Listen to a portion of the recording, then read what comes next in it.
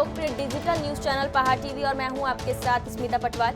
चलिए रुक करेंगे उत्तराखंड की तमाम बड़ी खबरों का, लेकिन उससे पहले एक नजर आज की हेडलाइंस पर। बागेश्वर की मुख्यालय तहसील में महिला श्रमिकों द्वारा पिछले 6 दिनों से चलाया जा रहा धरना प्रदर्शन हुआ आमरण अनशन में तब्दील। वरिष्ठ पत्रकार उमेश कुमार ने सेना द्वारा रुड़की क्षेत्र के भंगेड़ी गांव का मुख्य गेट बंद करने के मामले को लेकर रक्षा राज्य मंत्री अजय भट्ट से वीडियो कॉलिंग पर की बातचीत। नशे के अवैध कारोबार पर उत्तरकाशी पुलिस की कार्रवाई लगातार जारी। पुरोला पुलिस और एसओजी यमुना वैली की संयुक्त टीम द्वारा अवैध चरस के साथ किया गया एक अभियुक्त गिरफ्तार। उत्तरकाशी के बनचोरा मोटर मार्ग पर वाहन दुर्घटनाग्रस्त एक की मौके पर ही मौत। जखोली ब्लॉक की 18 किलोमीटर लंबी सिंचाई योजना छोड़ी सरकार और नेताओं की उदासीनता की भेंट। सर्वोच्च नैनीताल उत्तराखंड हाईकोर्ट ने सरकार की खनन नीति को चुनौती देने वाली याचिका पर सुनवाई करते हुए 28 फरवरी तक जवाब पेश करने को कहा। हरिद्वार विधानसभा में आयोजित हुए जन आशीर्वाद कार्यक्रम में कोरोना नियमों की जमकर उड़ाई गई धज्जियां। हजारों की संख्या में मौजूद भीड़ बिना मास्क और सोशल डिस्टेंसिंग की अनदेखी करती आई नजर। मुख्यमंत्री पुष्कर सिंह धामी कल 7 जनवरी को अपने विधानसभा क्षेत्र खटीमा पहुंचे, जहां उन्होंने खटीमा के चटिया फार्म में सरकार की 5 साल की उपलब्धियों को नए इरादे युवा सरकार के नारे के साथ जनता को बताया। साथ ही खटीमा से सभी 76 विधानसभा सीटों से वर्चुअल जुड़े। इसके अलावा सीएम धामी ने खटीमा में जिले की विभिन्न 48 करोड़ 86 लाख की योजनाओं का शिलान्यास भी किया। मुख्यमंत्री धामी खटीमा से प्रदेश की 76 विधानसभा सीटों से वर्चुअल माध्यम से जुड़े और सभी विधानसभा सीटों को एक साथ मुख्यमंत्री ने संबोधित करते हुए राज्य सरकार की 5 साल की उपलब्धियों को गिनाया। सरकार द्वारा 5 साल में किए गए विकास कार्यों और जनता के लिए महत्वाकांक्षी योजनाओं के और उपलब्धियों के प्रचार प्रसार के लिए भारतीय जनता पार्टी प्रशासन की ओर से चमोली जिले के पीपल कोटी में कार्यक्रम आयोजित किया गया। इस कार्यक्रम का शुभारंभ बद्रीनाथ विधायक महेंद्र भट्ट द्वारा किया गया। ये पहली सरकार जो अपने कामों को बता रही है। अगर आज़ादी के 60 वर्षों में जिनकी सरकार रही वो अपने काम बताने होते तो विकास से जनता पूछती। मैं गदगद हूँ, सरकार का अच्छा निर्णय है और हमने अपने 5 साल के कार्य को जनता के बीच में रखा है और जिसकी स्वीकृति के लिए आज इतनी बड़ी संख्या में जो माताएं बहनें पूरे क्षेत्र के लोग आए, इस बात को प्रदर्शित करता है कि भारतीय जनता पार्टी के कार्यों से जनता प्रसन्न है। मैं तो ये कहूँगा कि आज 22 वर्ष हो गए हैं और इन 22 वर्षों में यदि इन 5 सालों का आप देखें तुलनात्मक देखें तो पाएंगे कि आपके विगत 17 सालों का विकास बनाम 5 साल देखेंगे तो पाएंगे आपके लगभग 70% और ज़्यादा विकास हुआ है, जिसमें हम दावे के साथ कहते हैं। और जिस प्रकार से हमने सभी विधानसभाओं में समान रूप से सड़कों का जाल बिछाया है, हमने बिजली, पानी, स्वास्थ्य, शिक्षा, तमाम प्रकार की योजनाओं को लॉन्च किया है, तमाम योजनाओं को जनोपयोगी बनाया है। उसके साथ साथ हमने गरीब कल्याण की योजनाएं चलाई हैं, हमने जो है शौचालय दिए, हमने मकान दिए हैं और गरीबों के लिए जो है हमने जो है विद्युत आपूर्ति की है। हमने 1 रुपये में पूरे देश में पहली बार 1 रुपये में पेयजल कनेक्शन दिया है। इस प्रकार के अमूलपूर्ण कार्यक्रम हमारे सरकारों द्वारा किया गया है। इसलिए मैं कह सकता हूँ कि 2022 में हमारी सरकार बहुत बहुमत के साथ 60 बार जो हमारा संकल्प है उस संकल्प के साथ हम विजयी होंगे। और मैं आपको एक और बता दूं, जिस प्रकार के हुजूम हमारी माता बहनें युवा साथी जिस प्रकार से हमारे साथ जुड़ रहे हैं, अनेकों स्थानों पर जुड़ रहे हैं, सब कांग्रेस छोड़ करके भारतीय जनता पार्टी में लोग आ रहे हैं, तो इससे लगता है कि भारतीय जनता पार्टी 60 के पार से भी अधिक रिकॉर्ड मतों से सरकार बनाएगी। वरिष्ठ पत्रकार उमेश कुमार ने सेना द्वारा रुड़की क्षेत्र के भंगेड़ी गांव का मुख्य गेट बंद करने के मामले को लेकर रक्षा राज्य मंत्री अजय भट्ट से वीडियो कॉलिंग पर बातचीत की। इस बातचीत के दौरान उन्होंने भंगेड़ी, जलालपुर, तोड़ा एतमाल, तोड़ा खटका, दुर्गा कॉलोनी आदि क्षेत्र में रह रहे लोगों की समस्याओं के बारे में रक्षा मंत्री को अवगत कराया, जिस पर राज्य रक्षा मंत्री अजय भट्ट ने पत्रकार उमेश कुमार को जल्द ही सेना के उच्च अधिकारियों से मीटिंग कर इस समस्या का समाधान कराने का आश्वासन दिया है। जी नमस्कार सर, मैं उमेश। नमस्कार उमेश जी। माननीय रक्षा मंत्री जी, आप मुझे सुन पा रहे हैं? जी मैं सुन रहा हूँ आपको। मैं आपसे एक निवेदन करना चाह रहा था सर। एक बहुत बड़ी समस्या है जो हमारा एक एरिया है रुड़की का, जो कि कैंट से लगता हुआ एरिया है। वो भंगेड़ी गेट कहते हैं उसको, भंगेड़ी गेट वाला एरिया है, जलालपुर वाला एरिया है और यहाँ पर बहुत सारे गांव हैं जिन गांव की आबादी लगभग 15,000, 10,000, 7,000, 6,000 है, जिसमें टोड़ा एहतमाल भी आता है, जलालपुर भी आता है और बहुत सारा हिस्सा है जिससे लगभग 25 से 30,000 लोग जो हैं गाँववासी वो परेशान हैं। होता क्या है, यहाँ पे सेना, पहले ये रास्ता खुला रहता था, अब ये रास्ता सेना जो है बंद कर देती है और यहाँ पर कई बार ऐसी स्थिति क्रिएट हो गई है कि ग्रामीण जो हैं वो सेना के साथ आमना सामना होकर खूनी संघर्ष तक की नौबत आ गई। तो मुझे लगता है कि सेना के साथ इस तरीके का व्यवहार आम जन को नहीं भी करना चाहिए, क्योंकि सेना सबके लिए सम्मानीय है, देश के लिए सम्मानीय है, लेकिन वो स्थितियां ऐसे क्रिएट हो जाती हैं क्योंकि कुछ लोग शरारती तत्व भी होते हैं। मेरा ये कहना है कि आपको कई लोगों ने इसके संबंध में आवेदन भी किया है, बात भी की है, कई लोगों ने आपसे इसके संबंध में बात की है, निवेदन किया है। आप इसका कोई रास्ता ऐसा निकालिए साहब कि आर्मी चीफ से बात करके या जो भी आपके यहाँ एक सिस्टम हो, उससे इसका निराकरण हो जाए। उमेश जी, मैं धन्यवाद देता हूं आपको कि आप सीधे इस समस्या को मेरे संज्ञान में लाए। वैसे लोगों ने जिक्र तो किया था, लेकिन मैं यहाँ आ नहीं पाया। रुड़की में मैंने कई बार प्रोग्राम बनाया कि मैं यहाँ पर जाऊं, अपनी मीटिंग करूं सेना के अधिकारियों से और सभी लोगों से, और यहाँ की जनता से भी मुलाकात हो जाती। लेकिन आपने कहा है तो मैं आपसे एक निवेदन करना चाहूंगा कि एक पत्र आप मुझे संबंधित गांवों का मुझे भिजवा दीजिएगा। उनके किसी के भी हस्ताक्षर हो, आप भेज दें, चाहे आप ही भेज दें। देखिए, सेना जो है, सेना की वजह से आज हम चैन की नींद सो पा रहे हैं। चाहे कड़ाके की ठंड हो, कुछ भी हो, इस समय भी जागते रहो करके हमारे सैनिक सीमाओं पर तैनात हैं जी, और अपनी जान हथेली पर रखकर दुश्मनों के साथ आमना सामना कर रहे हैं जी। यहाँ पर भी अगर कोई ऐसी परेशानी आती है तो सैनिक जो भी होते हैं, अधिकारी हमारे, वो उसको हम लोग सब उनको उसका निपटारा।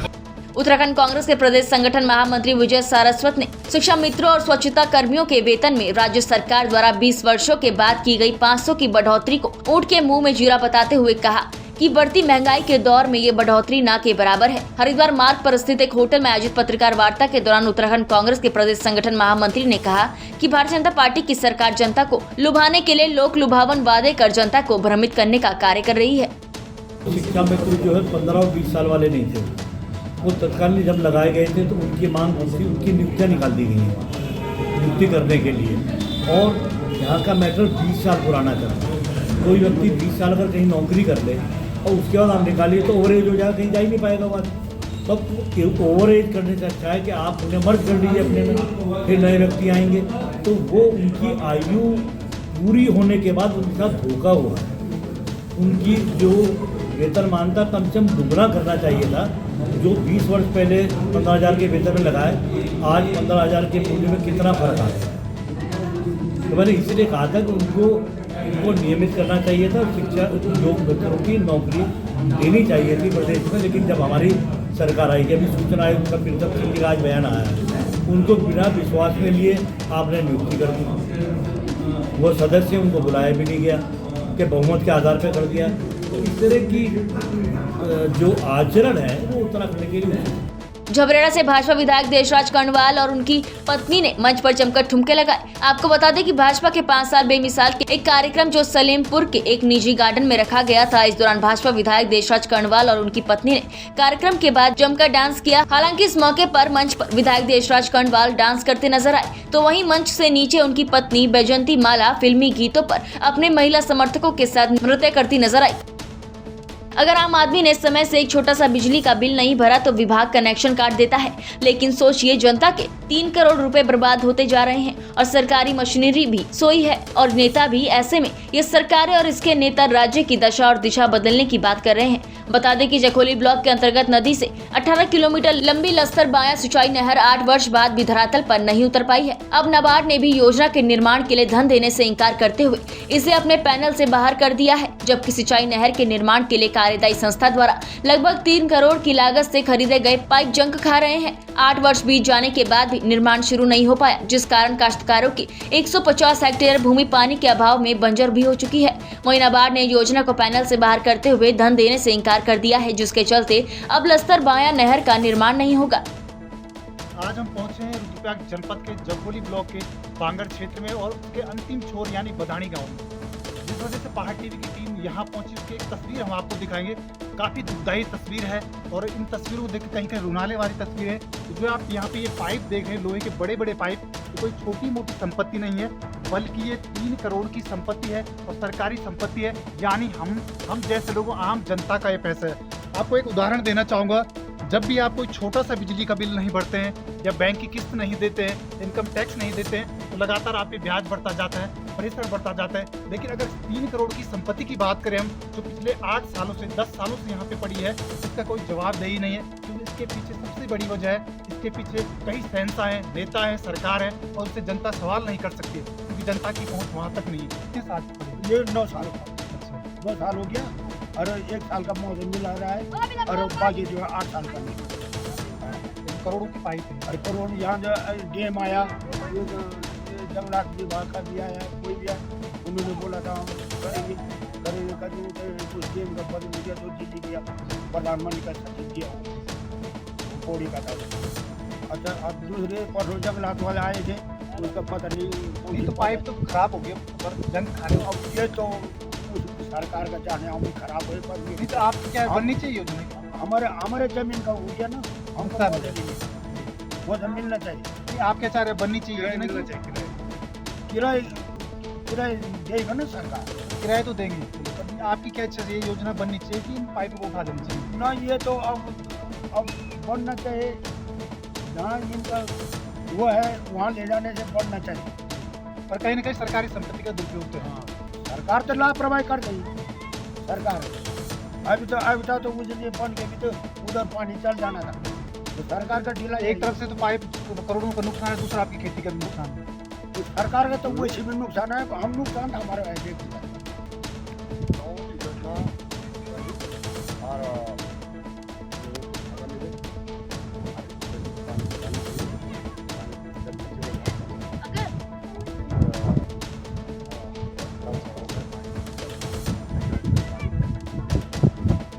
प्रधान जी, 8-10 साल हो गए पाइप जंग खा रहे, कहीं सरकार पे अभी तो बड़ी सवाल है। वो तो है ही सर। कई बार यहाँ पे एक्शन साहब आ गए, अब यहाँ पे हमारे विभाग के अधिकारी बोले जो उन्होंने यहाँ पे बनाया, पहले इसका हेड मीटिंग है, हेड मीटिंग है। अरे हर ग्राम सभा को कोई वहाँ पे सब्जी बनाएगा पानी से, कोई अपने करेगा। और मेरा ये भी कहना है कि जैसे कि हमारे घराट हैं, घराट के लिए भी वहाँ पे पानी, हाँ पानी मिलेगी। और जहाँ हमारा जैसे कि हमारे यहाँ पे दाल है, लेकिन योजना बननी चाहिए। इस तरह सरकारी जनता नहीं, कुछ नहीं हो। मैं ये कह रहा हूँ कि विकास में बाधा नहीं होनी चाहिए, पर विकास हो। और ये नहीं कि फालतू हम बोले या कोई और सरकार बोले, जो बोले वो करना है। जैसे रोड की बात आपने भी कहा, सबने कहा, रोड की दशा बहुत ही खराब होती है। अब देखो वहाँ पे हमारा पूरी बाहर है, उनका अपने नहीं है, और वो लोग इतना परेशान है। कोरोना के लगातार बढ़ते मामलों के बीच राजनीतिक दल बढ़ चढ़कर रैली और जनसभा आयोजित कर रहे हैं, जिनमें भारी संख्या में भीड़ जमा हो रही है। हरिद्वार विधानसभा में आयोजित हुए जन आशीर्वाद कार्यक्रम में कोरोना नियमों की जमकर धज्जियां उड़ती नजर आई। हजारों की संख्या में मौजूद भीड़ बिना मास्क और सोशल डिस्टेंसिंग की अनदेखी करते दिखे। भीड़ में छोटे बच्चे और बुजुर्ग भी बड़ी संख्या में मौजूद रहे। भाजपा प्रदेश अध्यक्ष और हरिद्वार विधायक मदन कौशिक ने दावा किया कि कोरोना से बचाव के सभी नियमों का पालन किया जाएगा। तो इस कार्यक्रम को हमने 5 साल की उपलब्धि के तौर पर जो हमने कार्य किया डबल इंजन की सरकार ने, वो सारा कार्यक्रम हमने लोगों के बीच में अपना विषय रखा और लोगों से 2022 में 17 से बड़ा जनादेश देने की अपील की। लेकिन ये कोरोना नियमों जो है, कोरोना का जो भी दलों के भी अपने कुछ जो है दायित्व है, शायद जो भी कायदे कानून नियम बनेंगे उनका पालन भारतीय जनता पार्टी पूरी तरह करेगी।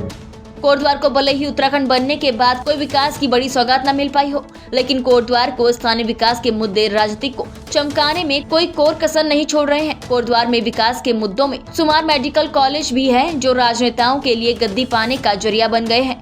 लेकिन इसका धरातल से दूर दूर तक कोई नाता नहीं है। वहीं क्षेत्रीय विधायक और ऊर्जा मंत्री हरक सिंह रावत ने कल 7 जनवरी को भावर क्षेत्र के कालल घाटी में मेडिकल कॉलेज का भूमि पूजन किया। इस भूमि पूजन के दौरान स्थानीय जनता और स्वयं भाजपा कार्यकर्ताओं ने दूरी बनाए रखी, जो वीडियो में बखूबी दिखाई नजर आ रही है। वहीं भाजपा पार्टी के कार्यकर्ता ने इस भूमि पूजन पर सवालिया निशान खड़े करते हुए कहा कि ये भूमि पूजन मात्र एक चुनावी स्टंट है और जिसका धरातल से कोई दूर दूर तक नाता नहीं देखा जा रहा है। एक तरह से सरकार की प्रतिबद्धता हुई। अगर सरकार ने आज 25 करोड़ रुपया शासनादेश जारी करके स्वीकृत कर दिया है, तो एक तरह से इस मेडिकल कॉलेज को प्रशासनिक वित्तीय स्वीकृति मिल गई है। अब तक जो पिछली सरकार का जो जियो था उसमें केवल बाउंड्री के लिए था। मेडिकल कॉलेज के लिए 1 रुपये, अगर उस 2 ही करोड़ रुपये होता और ये होता कि कुर्दार मेडिकल कॉलेज के लिए वित्तीय स्वीकृति दी जा रही है और टोकन मनी के रूप में 2 करोड़ दिया जाता, तो हमें दिक्कत नहीं आती।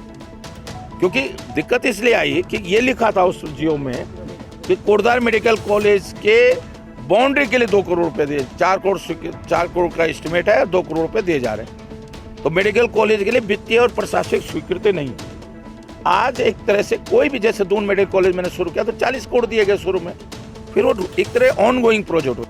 कांग्रेस पार्टी के पूर्व प्रदेश अध्यक्ष और वरिष्ठ नेता यशपाल आर्य का आज 8 जनवरी को जन्मदिन है। उनके जन्मदिन से एक दिन पहले कल हरिद्वार में कांग्रेसी कार्यकर्ताओं ने गंगा जी में दुग्ध अभिषेक कर उनकी दीर्घायु की कामना की। हरिद्वार के प्रेमनगर आश्रम घाट पर आयोजित इस कार्यक्रम में कई कांग्रेसी कार्यकर्ता सम्मिलित हुए, जिन्होंने गंगा जी में पुष्प और दुग्ध अभिषेक अर्पित करके यशपाल आर्य की दीर्घायु के लिए गंगा मैया से प्रार्थना की। इस मौके पर कार्यकर्ताओं द्वारा कोरोना बीमारी का खात्मा हो और 2022 में प्रदेश में कांग्रेस की सरकार बने, इसकी भी मां गंगा से प्रार्थना और कामना की गई। सरोवर नगर नैनीताल उत्तराखंड हाईकोर्ट ने सरकार की खनन नीति 28 अक्टूबर 2021 को चुनौती देने वाली याचिका पर सुनवाई करते हुए 28 फरवरी तक जवाब पेश करने को कहा है। बता दें कि कार्यवाहक मुख्य न्यायाधीश न्यायमूर्ति संजय कुमार मिश्रा, न्यायमूर्ति आलोक कुमार वर्मा की खंडपीठ ने सरकार की इस खनन नीति पर रोक लगाते हुए राज्य सरकार, निदेशक जनरल माइनिंग SDM से 28 फरवरी तक जवाब पेश करने को कहा है। किच्छा में इंदिरा गांधी खेल मैदान में कल 7 जनवरी को एक बहुउद्देशीय शिविर का आयोजन किया गया, जिसमें नगर पालिका, समाज कल्याण, चिकित्सा, स्वास्थ्य और परिवार कल्याण, श्रम विभाग, जल संस्थान, पेयजल संस्थान, आधार कार्ड सेंटर, समाज कल्याण विभाग, विद्युत विभाग, पशुपालन, स्वास्थ्य विभाग, उद्यान और खाद्य प्रसंस्करण, खाद्य और पूर्ति विभाग सहित अन्य तमाम सेंटर लगाए गए। कल सुबह 10 बजे शुरू हुए बहुउद्देशीय शिविर में दोपहर 12 बजे तक अधिकतर कुर्सियां खाली रही, जिसके बाद हजारों की संख्या में उमड़ी भीड़ से बहुउद्देशीय शिविर में भारी व्यवस्था फैल गई। पुलिस और प्रशासन के अधिकारी व्यवस्था बनाने में असमर्थ नजर आए और भीड़ से बचते नजर आए।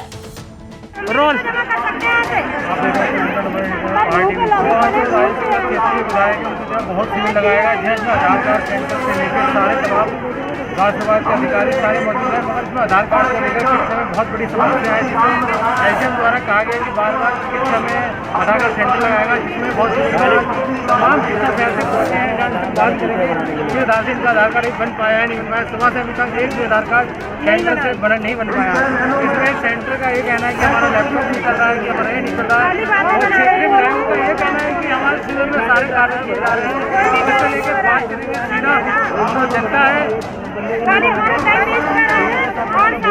प्यास लगे पड़े हमारे गवर्नमेंट में लगा हुआ है कि आधार कार्ड हमारा नहीं है, कोई सुनना नहीं है। आप क्या कहना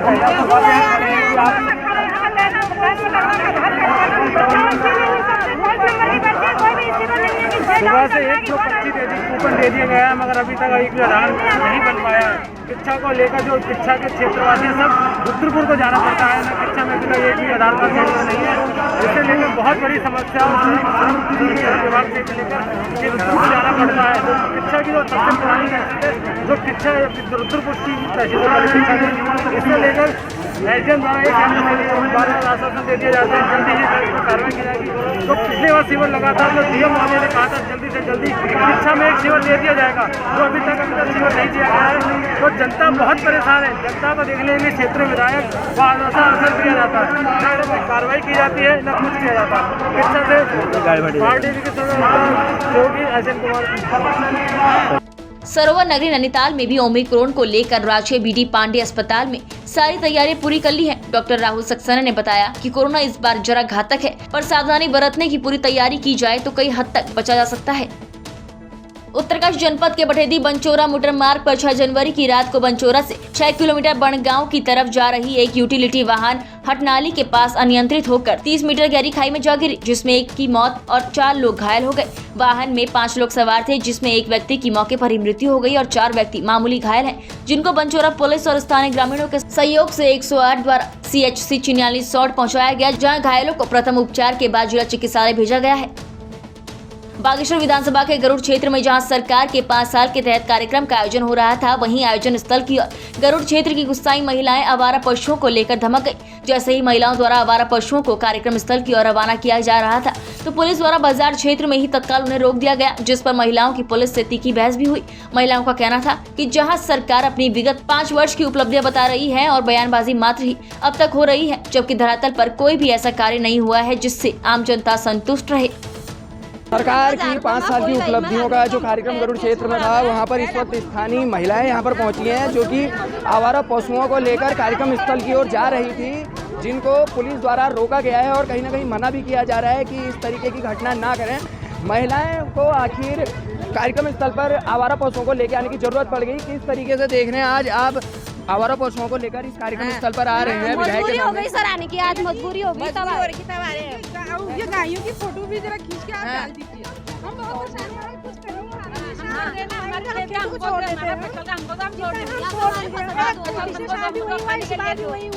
गरीब आदमी वैसे पीस गए, जिसके पास पैसे हैं वो तो आज तक जब ऐसी आवारा पशुओं की समस्या हुई तो आपने किसी को बताया, किसी अधिकारी को, किसी नेता को? बता दिया, बहुत को बता दिया। कितने बार चले गए हम, तहसील में चले गए, कितने बार चले गए, प्रधान को बता दिया, BDC मेंबर को बता दिया, सबको बता दिया। खास तरीके का विवाद देखा जा रहा है, लगातार आक्रोश में है महिलाएं। इन महिलाओं से भी जानकारी लेंगे।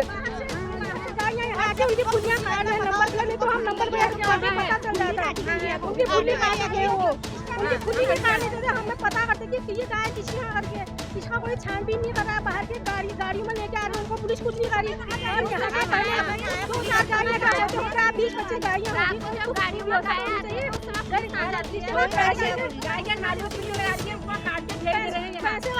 पैसे लगा लेंगे। जिसको बेरोजगार बेचारा है वो क्या करेगा? खेती वाला है, खेती वाला क्या करेगा?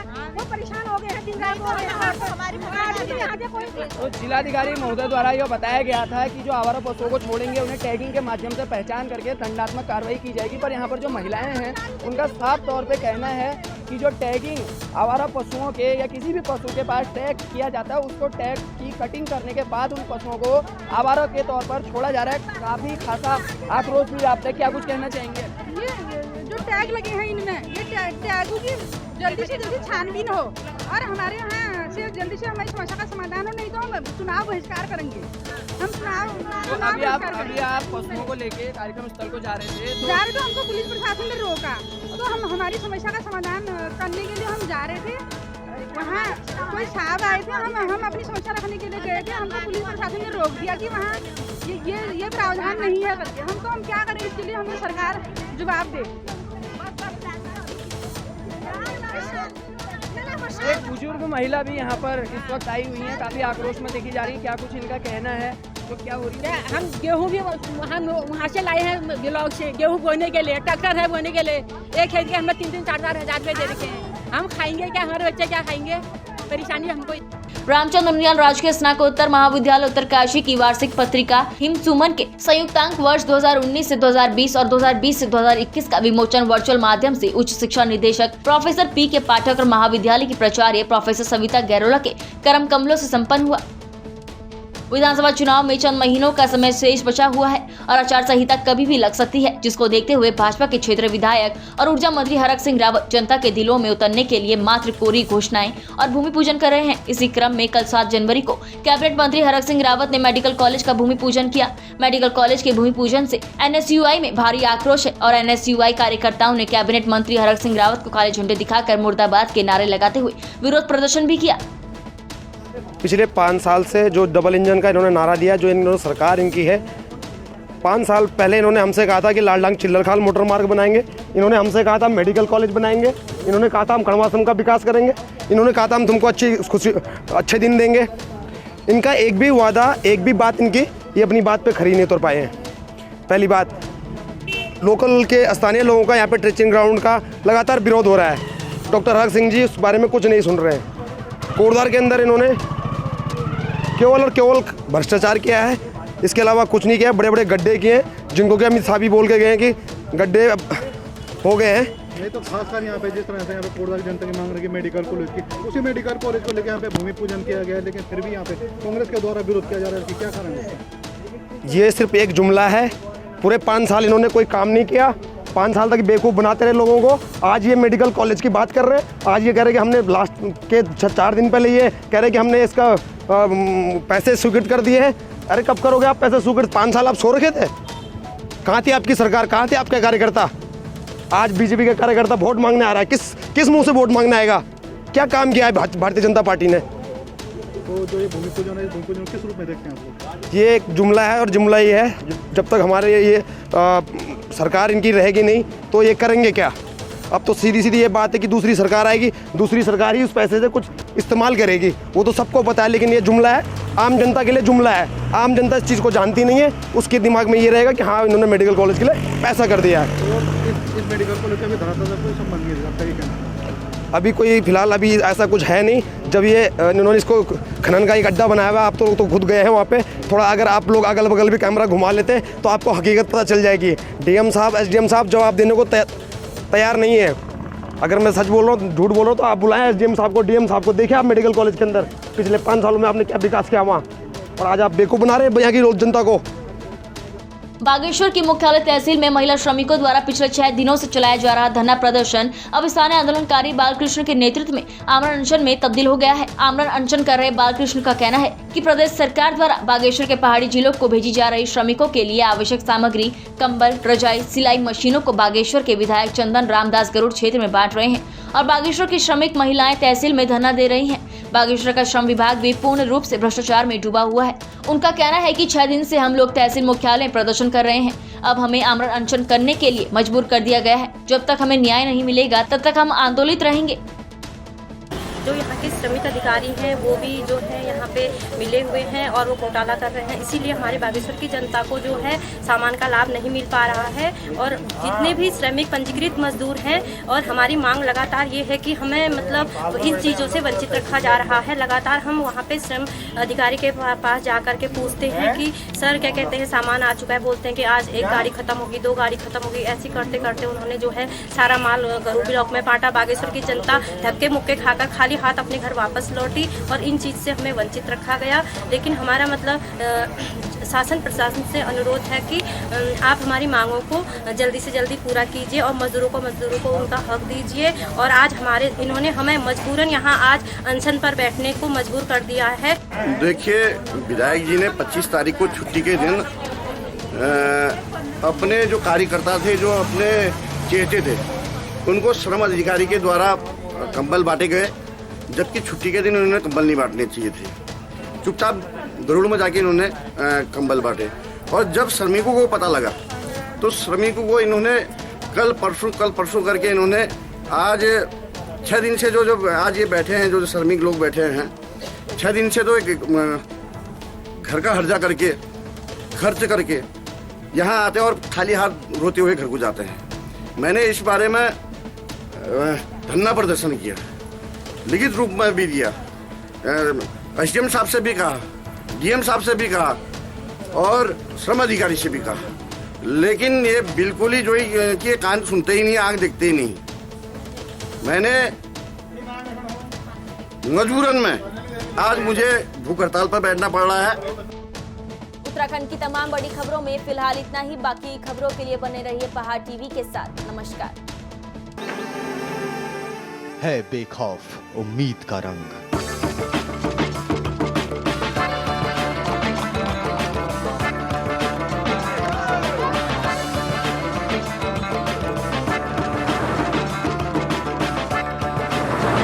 है आस्था भी।